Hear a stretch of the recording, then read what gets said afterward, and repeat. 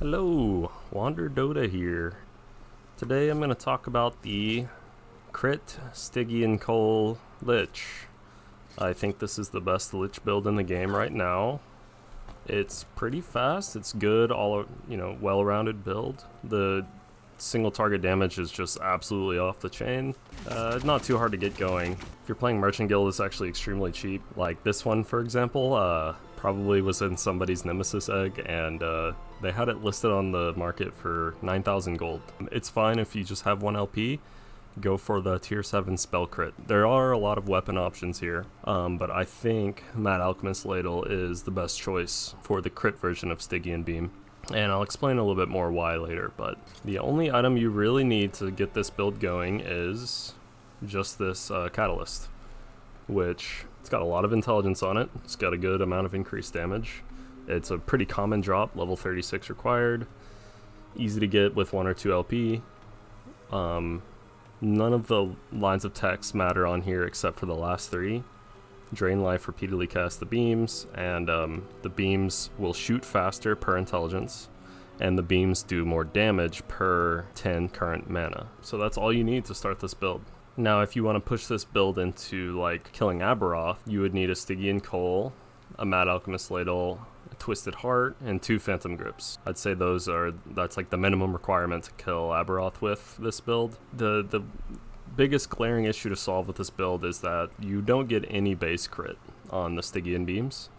So the Phantom Grip was a huge boost for this build, giving you the 2 base crit, and then on top of that you'll need to put spell critical strikes chance on pretty much everywhere you can get it. You don't need the 3 LP for this build to be good. It actually doesn't do that much really. Just 1 LP on these items with tier 7 spell crit is plenty. So that's the mandatory gear. We're gonna go back to the skills. How this build works is we're using a Mad Alchemist Ladle. When you use a Mad Alchemist Ladle, you have to solve how to get more flat damage in your build, flat spell damage, because it only has 14 on it. So you have to have a way to supplement that. The way Liches and any Alkalite can do it is through directly casting Rip Blood. Whenever you directly cast Rip Blood, you get 8 flat spell damage for 6 seconds, and it stacks. So this is how we're getting, let's see, you can see on your character sheet actually.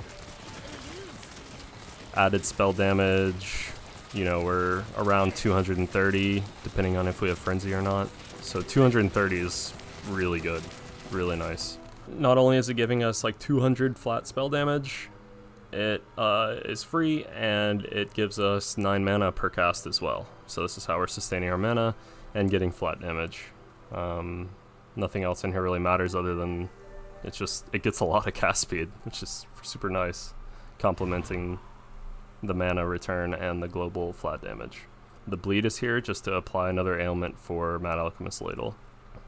Drain life, this is how we're doing the bulk of our damage through the Stygian beams, and normally by default it's a channeling skill.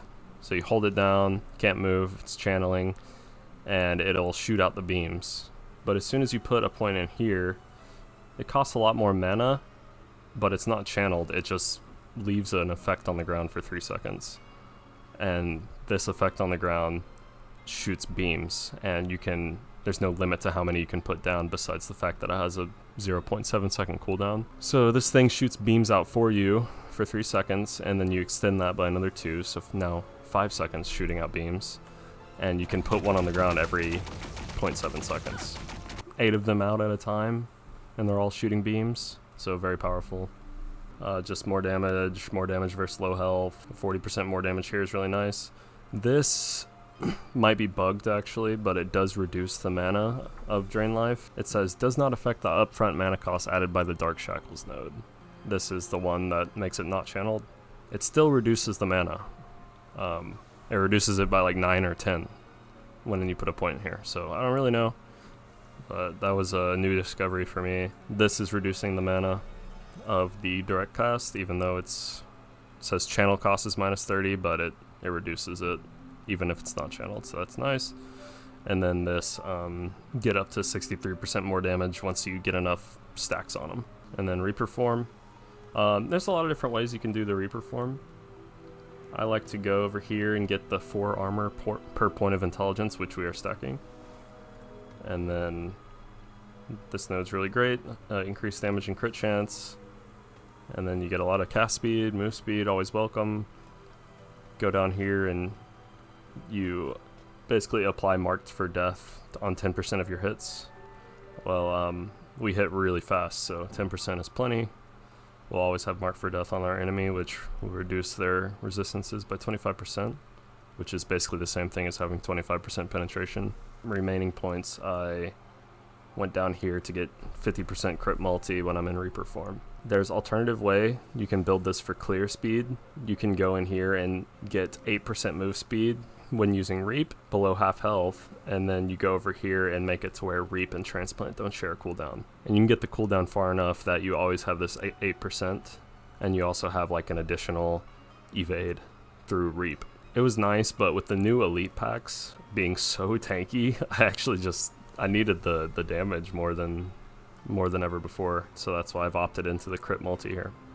So let's talk about Death Seal. The skill's very strong. I think every Lich should be using the skill.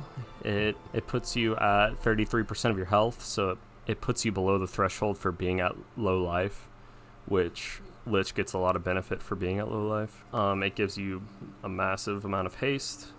It gives you a lot of more damage when you press it. It gives you a lot of damage reduction when you press it. And it also does pretty nice AoE damage. So I only have 1 point here because it's just not as much damage as maxing out Doomcall. The purpose Death Seal is serving is to clear AoE.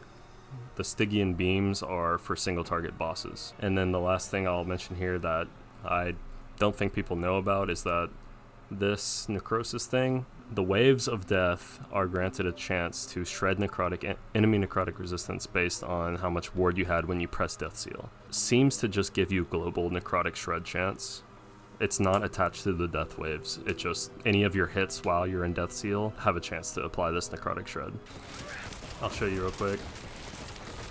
So no necrotic shred up here. I'm gonna press Death Seal with 4,000 ward. And then look, 3, 5, 6, 10. Even if I'm back here and my death waves aren't hitting him, you just put 1 point there and that'll fix your necrotic shred for you.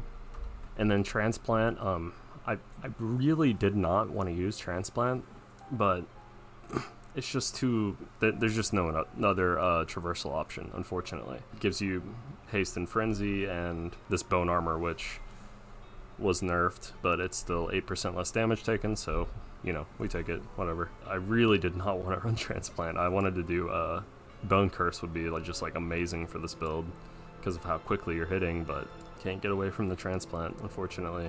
So that's the skills, but if you want to just do absolutely bonkers amount of damage, you could just wear a Prismatic Gaze for the base crit, and that would free up requirement to do a spell crit slams.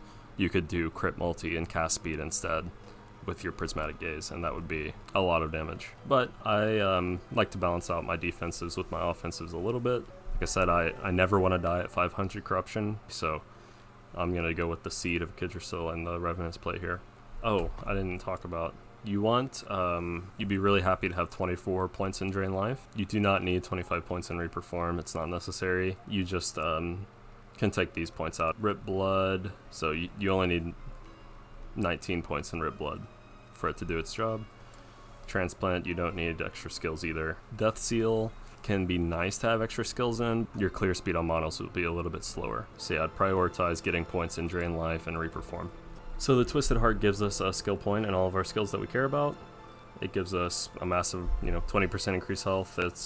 I'm sure that's balanced. Huge amount of strength. Strength is really good for us because we get tons of flat armor because 1 intelligence is 4 armor.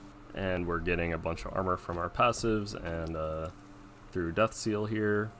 And then, of course, cast speed scales our flat damage and helps us get mana back faster, which means we can just hold down Rip Blood and hold down Drain Life. Never run out of mana, and keep stacking your added spell damage. We are an int stacking build.